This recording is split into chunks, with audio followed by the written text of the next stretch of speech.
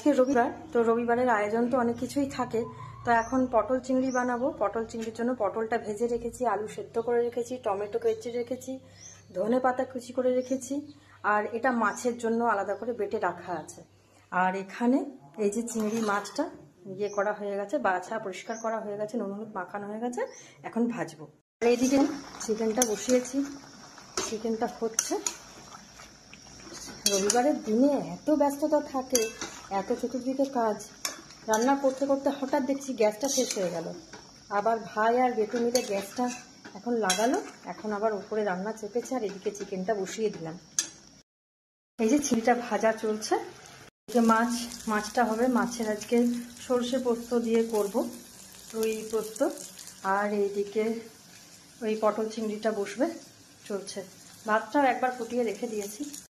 চিংড়িটা প্রায় হয়ে এসছে, আর একটুখানি বাকি আছে। অসম্ভব সুন্দর টেস্ট হয়েছে। আর এদিকে মাছের ওই রুই পোস্তটা চাপবে। মাছ ভাজা হয়ে গেছে, সমস্ত রেডি হয়ে গেছে, দেখাচ্ছি।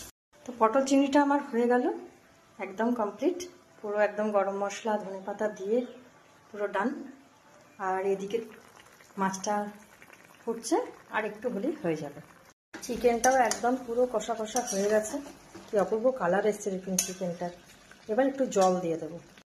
মাছ নেমে গেছে, খুব সুন্দর করে হয়ে গেছে মাছটা।